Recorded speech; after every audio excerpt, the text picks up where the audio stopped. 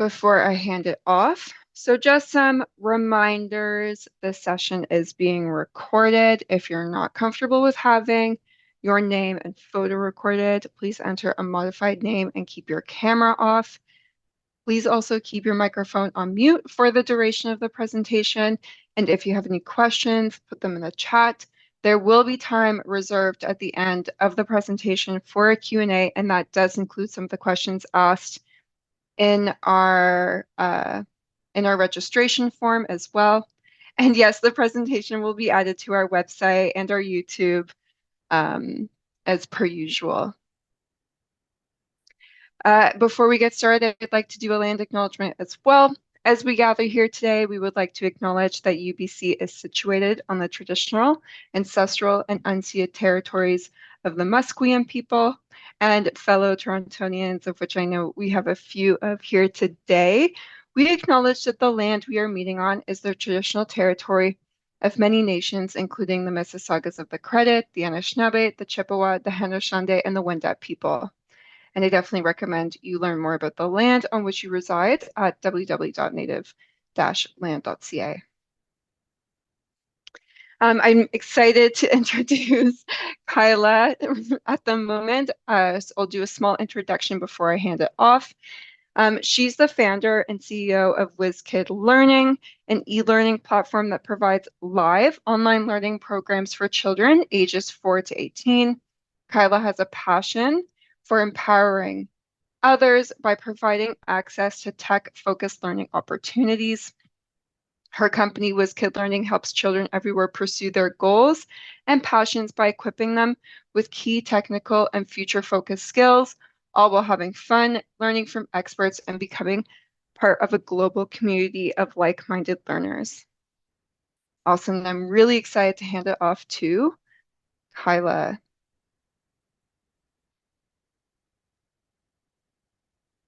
Hi everyone, how are you? Thank you so much for coming. Can everyone hear me right properly? Yeah, you're good.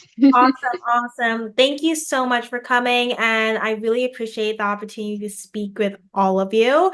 It's not often that you get to speak with people that are in the education field, are looking to go into the education field like you guys. So I'm really excited to answer your questions, and also I'll tell you a bit more about my journey at WizKid. So just give me a second. I am going to share my screen and go here.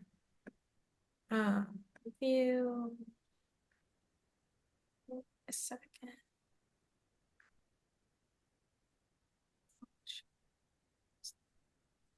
Awesome. Can everyone see me and the screen and everything? Yes, perfect. Perfect, perfect. So in this presentation, I'm going to go over a little bit more about my founder story, how I got into education, EdTech, my company as well too. But my goal is really to give you guys an in-depth understanding of really where the education landscape is right now as it pertains to online and future-focused education, and hopefully give you guys some insights on what it means to be an EdTech founder, what it means to be in education technology right now, and answer any of you guys' questions. So as I said, I'm going to go over my founder story. I'm going to talk a little bit more about pivoting, as that's a really big part of entrepreneurship, being able to pivot constantly. We're going to talk about product development and talk a little bit about the problems that exist in education today that we're hoping to fix. So before I go into that, just want to give you a little overview about WizKid. So my company, WizKid Learning, is an online learning platform and community for future-focused learners. We believe that it is absolutely silly to educate students for the workforce whilst they're already trying to get into the workforce. We need to educate them prior to them having to find a job so that they could be successful in our increasingly digitized and future-focused economy. So we do K through 12 workforce development, STEM, coding programs. We even do older than 12, like that 18 to 25 age group as well too. And I'll talk a little bit more about when it comes to workforce development, what we do, but that is what we're focused on doing. So I always like to tell a proud founder story and like a little bit of a pre-founder story actually, because that's really where you get to know how did you come up with this idea. And I think that is something that in education or rather in entrepreneurship, we're consistently asking, hey, like how did you even think of this idea? How like what I want to start a business, but I don't know what to do. And so I hope my founder story inspires you a little bit about how potentially you could start your own business. So growing up, I did a lot of sports. I actually grew up in Bermuda, which is a small island in the Atlantic Ocean. If you heard of the Bermuda Triangle, yeah, that's Bermuda. So I grew up in Bermuda and I played a ton of sports. I did tennis, I did track, I did cross country, and I actually became very good at cross country. I won three national championships in the US and I ran track in college, rather. Sorry, that was for track. And I ran track in college too. And it was really always easy for my parents to find amazing coaches for me to get better at my sports, and really to find community, to be with other runners and tennis players. But this was not the same for my tech pursuit. So I'm not sure if you could tell in the background, but that is Roller Coaster Tycoon. I don't know how old anyone is here, but in like the early 2000s, that was a very popular game. And so I was really obsessed with technology. I got a computer at the age of 7, played a ton of video games. By the age of 11, I taught myself how to code. However, there were no programs that I could go into, and there were no way that I could even further this interest. And it's really quite insane to think about because coding is such a important skill that we all know is important for kids to learn how to code, for us to even learn how to code, the doors that it opens up. But there was no way I could pursue this interest, not in my school that I was going to, not after school, nowhere. So after a while, I just really just stopped doing it because I had to focus on my other studies. And so this leads me to my first lesson, which is when finding a passion or when creating your business, reach back into your childhood. That is something that I did when starting my business. I thought about what were the things that I wanted to do as a child and what did I find passionate about. And that's really how I came up with the idea for WizKid Learning. So going into starting my business, so many years later, after I learned how to code, obviously I learned how to code at 11. So when I was graduating university, I had an internship and the internship got canceled. So I had to figure out something that I needed to do that summer. And I thought back to, okay, what do I like to do? What do I like? What am I passionate about? And I've always been passionate about education. I've always been passionate about technology. And then I was like, hey, like I taught myself how to code when I was younger. Why don't I try to teach kids how to code? And that's really when the business started. We did a small camp after school program at a church that I was part of, my church, and the kids loved it. And from there, we were able to do after school programs in over 40 Canadian schools. Actually, it should be 60 schools in total that we worked with in Canada. We had international clients and school boards, and we did many summer camp, lunchtime programs, after school programs. Now, I'm 28 right now. I was 20 when I first started this company. And as you can imagine, a 20-year-old does not have much real world experience nor business experience. And really, what I did from the beginning is because I did not know much about business at all, I just did so much research and I just went out and tried to just do anything I wanted to do. And I think a lot of times when you're younger and you're starting a business, the ignorance of not knowing actually propels you because you're not sitting around thinking about, can I do this? Can I do that? You're just doing it. And that really is something that brings me to my next lesson when it comes to entrepreneurship and bootstrapping your company. Just do it. Because if you sit around thinking, planning it for too long, it's never going to get done. So many businesses never get off the ground, don't go anywhere because they're stuck in the planning stage. And I would say launch even before you're ready We all have iPhones and we know that they have so many bugs on them sometimes when a new update comes out. And Apple knows that, but it's super important to just get started and you could reiterate over time. Which brings me to the pivot. So, just as a recap, we were doing programs in Canada, after school programs, lunchtime programs. We were working with over 40 schools. We partner with the Toronto District School Board.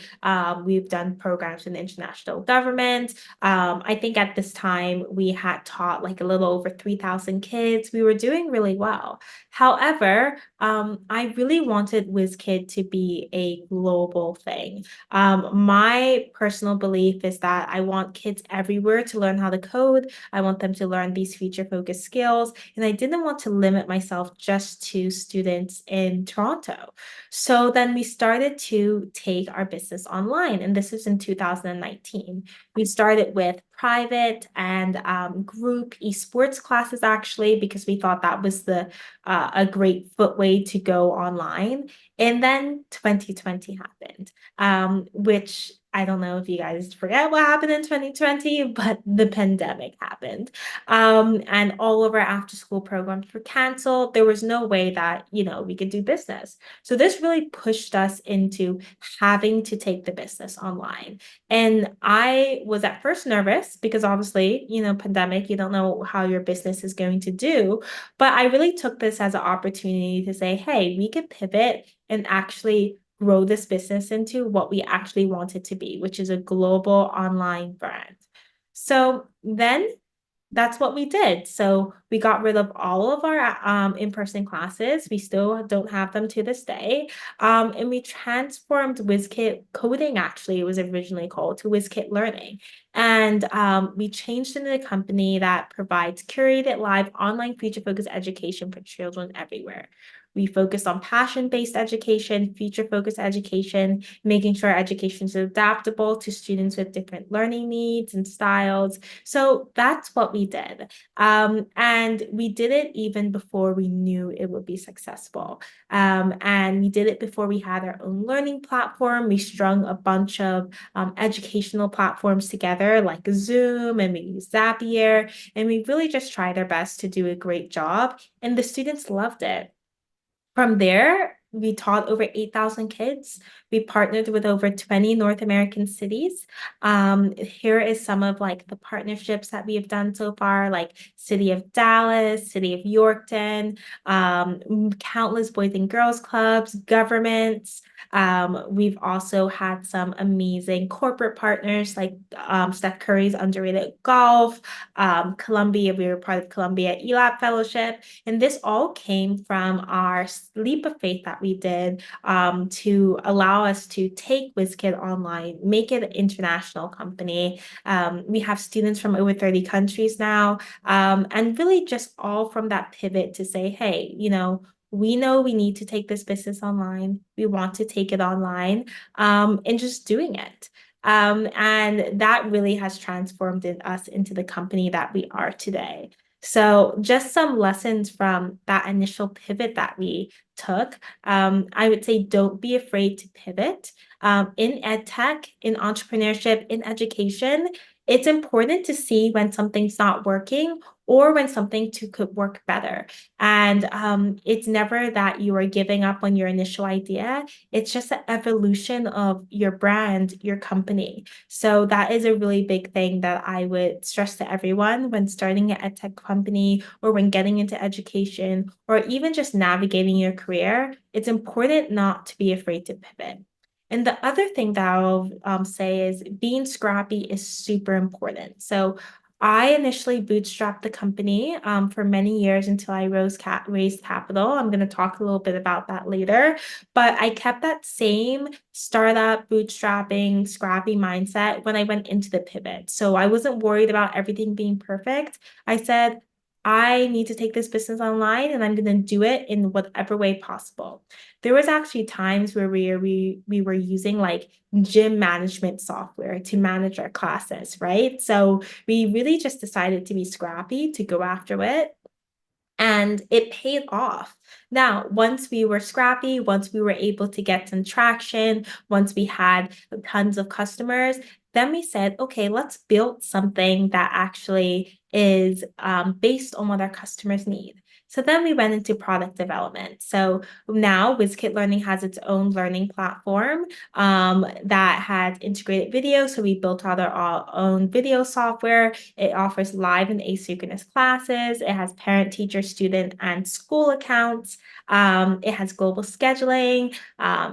With different time zones. It has so many different types of features. Also, now that we grow, we have a B2B model where we work with schools, organizations, work with development agencies, and many different youth-focused enterprises. And we also have our direct-to-consumer arm where parents could come and purchase classes directly from our site.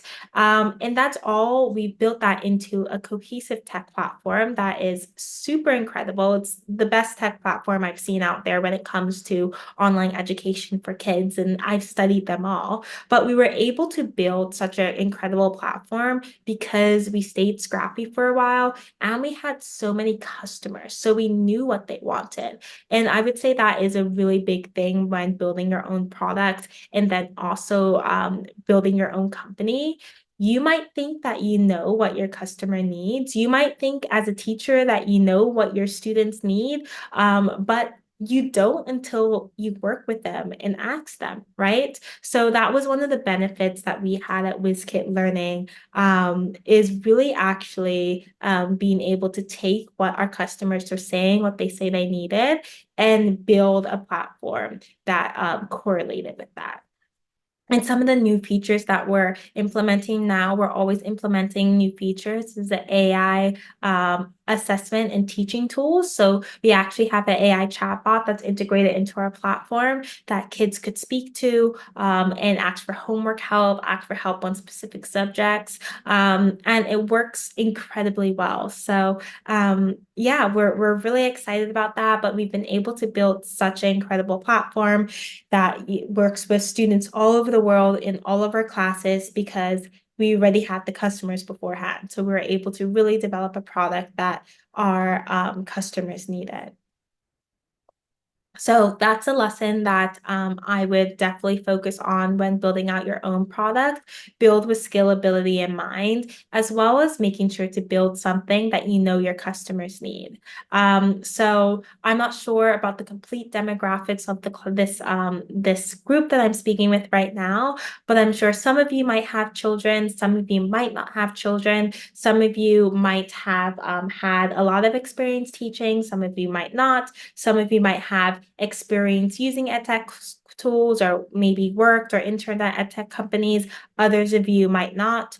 Speaking from my experience, I started this company when I was 20, so I did not have a ton of work experience. I also did not have children.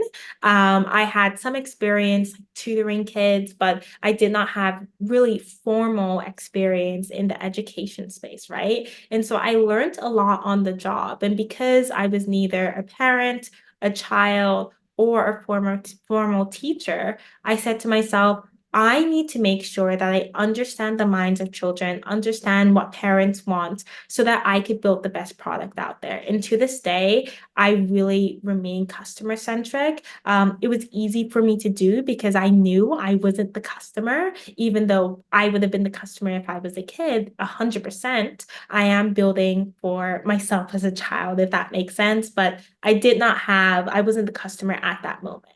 So really, when you're building technology or building your own company, it's super important to always keep the customer in mind. To this day, there are things that I'm really excited about, but when I bring it back to my customer, it doesn't excite them that much. So I'm always really focused on being customer minded and then building a platform that has scalability in mind.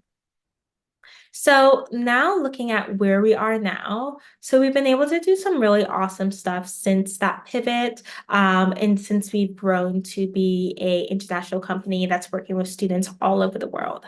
So some of that stuff includes we're backed by some amazing partners. So New Age Capital, ECMC, Google, we're a Google for Startups company. We've done a lot of really awesome things.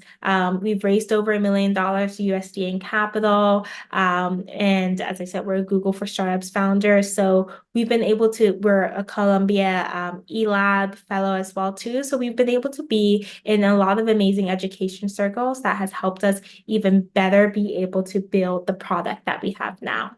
So my lesson in all of this when it comes to raising capital, and I would love to answer any questions about that in the question and answer period if you have any, and as well as just growing the company, is keep a bootstrapper's mindset. So I try to make sure I'm the same person that started the company that I am now. Even though I might be a little bit more comfortable now because we've solidified our company, keeping the mindset of somebody who is being scrappy, looking for new ideas, and really always being customer focused, because that what really keeps you tied to your product and building the best company possible. So lastly, I want to talk about fixing education. I think probably everyone in this room has gone into education, is studying education, interested in education or the edtech market, because there's some things that need to be fixed. I think that's something that we could all agree on. I mean, the school system that we are working in right now has been the same school system that has existed for the over 100 years, probably even longer, actually. And it's safe to say that times have changed. Education really cannot keep up with the growing demand for the job market. I mean, education has always been behind what the job market is demanding, the skills that the kids, that students and incoming workforce need. However, it's even more behind now, and that's because how quickly technology is moving. And let's face it, it's not going to ever, traditional education, traditional school system, it's going to be really hard for that to actually keep up with what the job force needs. I mean, right now, curriculum often takes sometimes a year to get approved. We've seen massive changes in technology over the last year, from artificial intelligence, from many of these major tech companies cutting a massive percentage of their staff. We know that the job market that existed in 2023 is not the one that exists in 2024. Just some interesting stats to think about. Like I believe it's oh my gosh, I'm forgetting the stat. It's like something like 67% of the job, 67% of incoming elementary school students will work in jobs that don't even exist today. And there's so many statistics like that. And that means that it's super important to educate students for the workforce that they're actually going to be entering into. I was on TikTok recently, as many of us are, and there was this woman who had graduated a Ivy League university, actually, and I forget that what she had studied. I believe it was a humanities subject. She had gotten let go of her job, and she is actually on the verge of being homeless. She said, "I cannot find a job anywhere." She's tried everything. She got a great education. I think she even has a master's, etc. She could not find a job anywhere.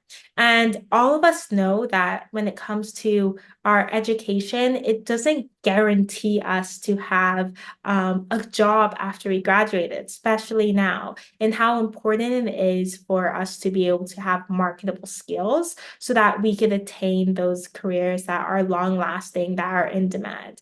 And that's really what we're seeing at WizKid Learning and what we're trying to prepare students for. We want students to be able to thrive thrive in a growing digitized era, an era in which skills like technical skills, being able to work in a globalized environment skills, those things are marketable or in demand. And so that's really why we're believing that workforce development does not need to start once you're ready to enter in the workforce. Workforce development needs to be something that is done from kindergarten all the way up until somebody's ready to take a step into the workforce and continue.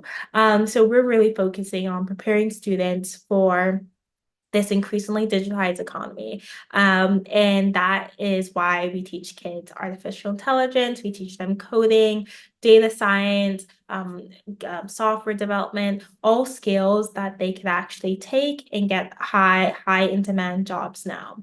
So that is our focus. And then just like a guiding focus when it comes to us as a company is our UN sustainability goals. I'm not sure if you guys have heard of this, but the UN has, I want to say 17 goals that are, the goals that they have in order to change the world to make a better place. And our two are ensure inclusive and equitable quality education and promote lifelong learning opportunities for all and reduce inequalities within and among countries. And that is really, really what we're focused on at WizKid. We believe that's the way we're going to prepare the workforce for the future and also create a more equitable learning environment, education environment, so that all kids, no matter where they are, can grow, be happy, and have lifelong careers. So some of the stats that we have is close to 90% of our end users get our courses for free.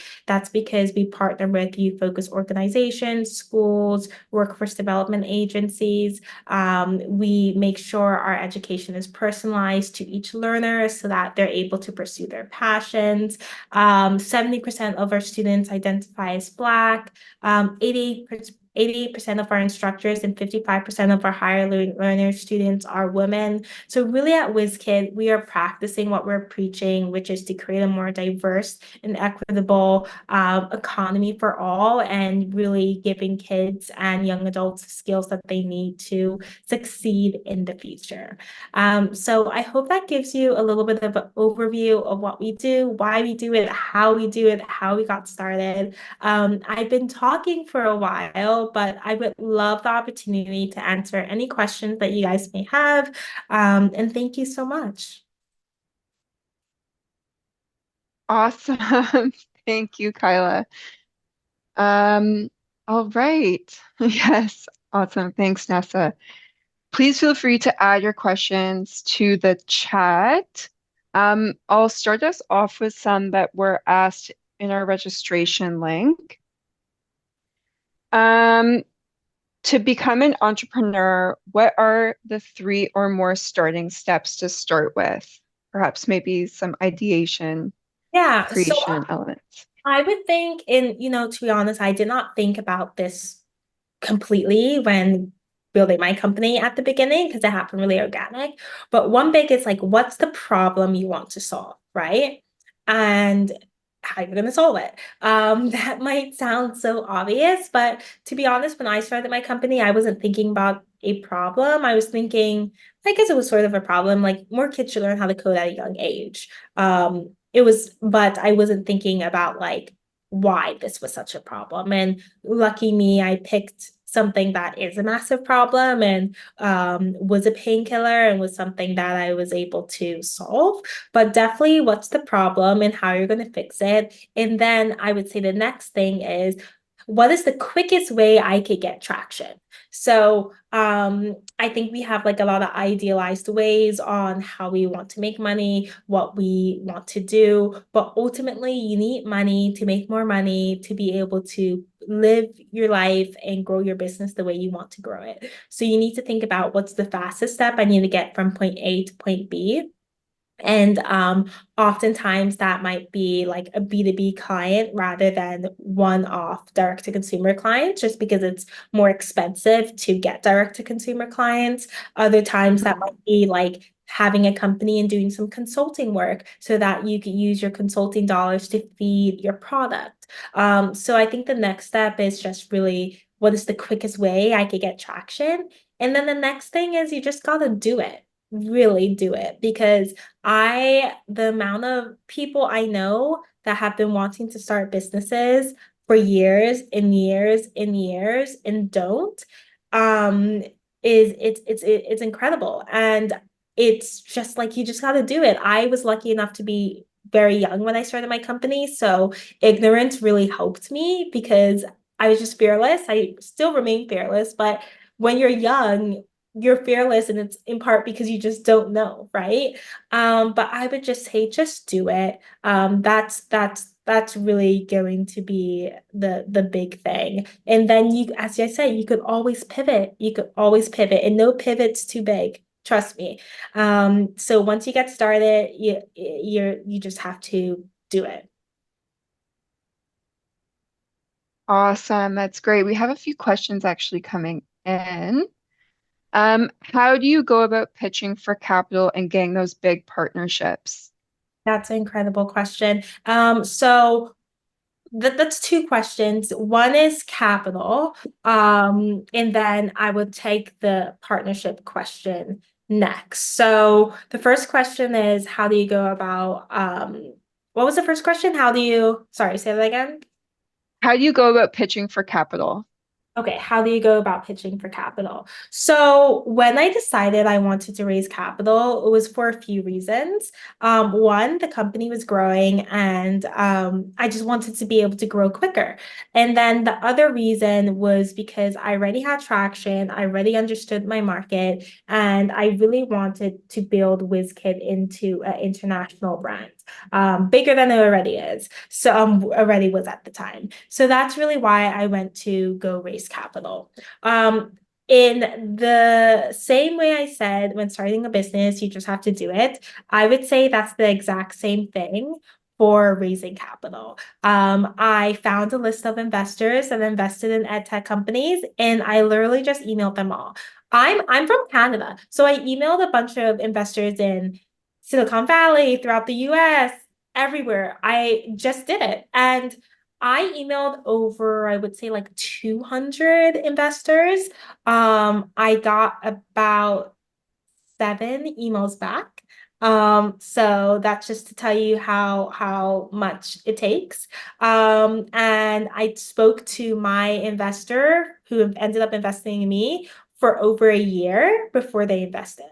It's a long journey. It's a lot of no's. It's a lot of uncomfortable conversations. It's never fun asking anyone for money.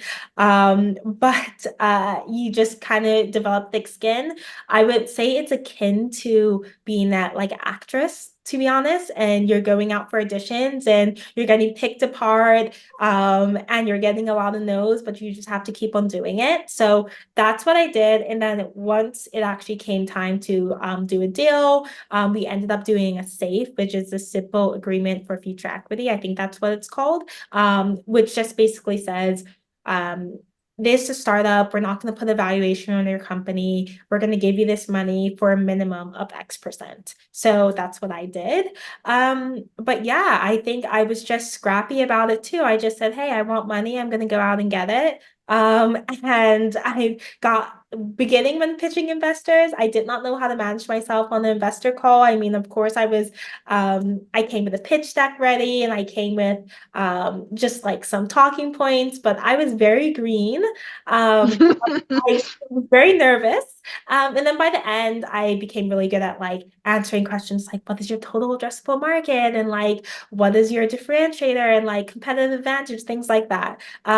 So yeah, I would just say do it. More tangible answers, have a pitch deck, understand why you want capital, understand how much you want to raise, and then understand what you'll use the money for. So, and then honestly, there's so many other things to know too, but you just have to start talking to investors to know how to talk to investors. Interesting. No, that's super helpful because at least for me, those are things that I would not immediately think of. So that's awesome and very, very brave of you. Um, so Erica asks, how big is your team and what are their roles? Mhm. Awesome. Okay, so when it comes to my team and roles, we have 4 full-time people, and it is a startup, so we do a lot of cross-functional roles. So we have few people that work in across operations, and then we have somebody who works in partnerships, and then sales, and then me. When it comes to the rest of our team, we have about like 20 or so independent contractors that work across curriculum development, of course, all of our instructors, partnerships, and sales. One of the things that I would suggest is that we are coming into an age or in an age where you do not need to have a big team.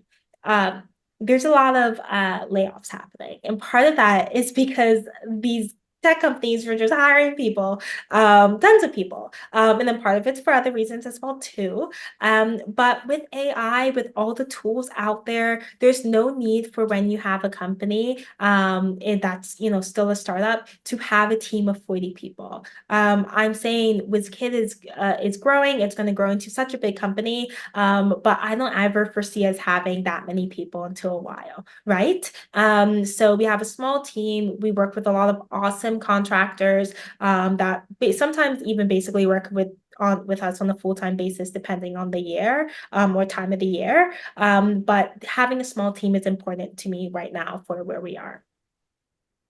Awesome. That's great. And Jenny says, it's great hearing your pre-founder story. What have you found helpful in keeping up with the quickly changing landscape of tech and research-based practices in education? Yeah, I think if I understand you correctly, like how do you keep up with how quickly technology is moving as well as education? I think too, Hmm.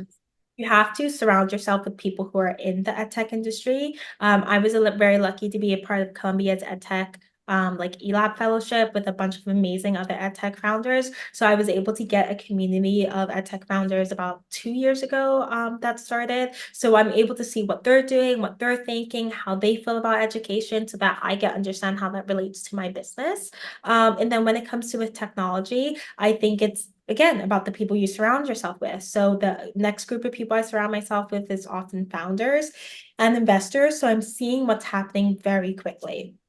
My thing when it comes to education is that education is always going to be behind, and depending on where you fall in the ed tech landscape, I think it's my job to make sure that I'm simply preparing kids in the best way possible to be successful. So I'm always going to be pushing the boundaries when it comes to education and what I think kids need to learn. For instance, when esports became really big, or started to become really big, we ventured into that. We don't do many esports courses anymore. We do more game design and game development, but I think it's really important just to think towards the future. And it's important to stay in the pulse because I'm not preparing a 7-year-old for the job market of 5 years from now. I'm preparing them for the job market of like 15 years from now, right? And what they're Hmm. learning now is super important. So any way I could be above the curve is super important for their development too. So I think it's always just surrounding yourself with people in the industry and then not being afraid to try new things. Yeah, that's awesome. I didn't know that there was a EdTech Lab at Columbia. That's Yeah, really relevant. they have like an EdTech fellowship, Columbia ELAB program where they invite a bunch of founders from all over the world to join. And it's a 10-week program, and then it ends in New York. And it's incredible. And I think what I learned from that was a lot of leadership skills, but the community is invaluable, and learning from such smart people. I think all of us love to learn because we're in education. So I felt like Hmm. I was back at school again. I was like, I'm gonna go back to school, but it was a great community. Yeah, that's awesome. That's so inspiring to hear. Um, Great. And Christine says, "Hey, was there ever a time you want to give up? And what were your biggest challenges?" So was there ever a time I wanted to give up? Yeah. I mean, I think I think all of us experience moments where we want to quit something. Like we might have a job and you're like, oh, this is not for me. You have those, right? I think Yes. you have those days with like everything, right? So yeah, I definitely have those days with my company, but like actually truly wanting to close down the business, give up, no. I've never truly in my heart has like thought about giving up more than like 5 minutes, not even 5 minutes, more than 2 minutes. I think when it comes to entrepreneurship, I think a massive percent of businesses fail after I think 2 years or something like that, a year or whatever. A lot of that's because like a lot of people don't have the drive enough to like push through. It is hard being a business owner. I would say like if you have a normal 9 to 5 job, you can go in for a day and not work, like, and still get paid. Like, you could just not do anything. For me, I know if I don't decide to work for a day or 2 days, it's actually directly hurting my business that I grew and my ability to pay myself, my ability to pay my staff. So that added weight of responsibility is a lot. And of course, it could be tiring, but I think it's always just important to have a really, really strong why. My why is the work that I do. Like, I love the fact that I'm able to help children all over the world, help them find their passion, help them find meaning in education. But also, another why is like, I love business and I love the fact that I'm able to create the life I want for myself and my schedule and stuff. So I think having a why is important. One, like a impact-based why, but then also just a lifestyle-based why, which gets you through those moments where you're like, I like want to stop. Yeah. Awesome. Yeah. And another question we have again from the registration list is what skills and assets do you look for when hiring people who want to begin working at an ed tech company after being a classroom teacher? So I think teachers are amazing. Like I try to hire them whenever I can because they're the ones who've like really been in the thick of it with the kids when it comes to the education system, everything. My suggestion would be to figure out why you want to work in the ed tech industry. Like, is there a specific problem you want to solve? Do you want to just get into technology? Are you looking for an entree into tech? And then try to find a company that aligns with your goals. I think teachers are obviously very like passionate, very I don't know if altruistic is the right word, like very much people who want to help others and things like that, which is good. But I know teaching is hard, right? So it's important to, when you're thinking about going into the ed tech industry, you're thinking about, okay, like the lifestyle you want to live. So, of course, like how much you want to make, what type of job you want to have. Do you want it to be remote? Do you want it to be flexible? Do you want to have to go into the office? But then also like the impact that you are trying to make and try to find something that aligns with that. Um, I know a lot of people in ed tech, just from a founder's perspective, we love to hire teachers. We know that they're hardworking. We know that they're scrappy. We know that they're creative and problem solvers. And that's really all boundary pushers. And that's really all that we're looking for. So I would really play on your teaching experience to any job that you're going out for and just let them know that you are a hardworking problem solver. And that might just sound like, of course, everyone is. No, everyone is not. And so you actually have experience in a job that we know if you're a teacher, you have the credibility as a hard worker and you're willing to do the tough things. And I think that background of a teacher will take you a really long way. Yeah, yeah. I didn't think about it until you said it, but teachers are the epitome of scrappy. It's true. Yeah, exactly. Exactly. Hmm. Awesome. I think this will be maybe our last question um, from Jenny. You mentioned just doing things and getting started. What did your iterations look like? When did you realize you need to make some changes? And then she also said, so inspiring to hear you say that as an elementary school speech and language therapist, those who interested in the ed tech space. Thank you, then Jenny. Thank you so much. Okay, so your first question is the iterations. There's so many. I can't even begin to explain. But I think the a great way to explain it would be maybe okay, so we started in school programs, doing after school programs. When we first started, I was like, well, we don't have money yet because we just started the and like, but we want kids to come to WizKid. we don't have a space, right, for them to come, but we know we could do these programs. So what we actually did is we emailed principals and we said to them, hey, we would do after school coding club at your school for free. It's not, you don't have to pay for it. The parents will pay for it. All we need is we'll do it in your space. And they're like, oh yeah, sure. Okay, yeah, do it. So that's how we were able to get in so many schools. We even used their computers. So like really, we were just really scrappy about it. And from there, it was really amazing because the principal, which is like the center of education in a lot of families' life, emailed all of their school body and was like, hey, come to this coding class. And from there, it was kind of like influencer marketing at its finest. We got all these kids to come to WizKid. And then after we did those programs, we're like, why don't we do this for lunchtime programs? We did that for lunchtime programs. Then we're like, oh, why don't we actually teach our STEM classes in the school? We did that within the school. Then we're like, hey, it's actually really nice working with B2B customers. Why don't we work with more B2B customers outside of school? So we did organizations, youth-focused education institutions. And then from there, we were like, hey, why don't we not just do kids in Canada? Why don't we do kids all over the world? And then we did the same thing online. And then when it comes from a product experience, I don't know if there's any other workout class fans in this place, but I love a Barry's boot camp. I love a core power. I love a Legree, Pilates, etc. So growing up, I've always really been obsessed with exercise classes, and I love the idea of going online and picking a class and picking your seats and etc. So I was like, hey, like I want the same vibe for when kids like when parents signed themselves up for WizKid. So because we didn't have a tech platform yet. Then we went to use a MindBody. Have you heard of them? So that kids could book their classes.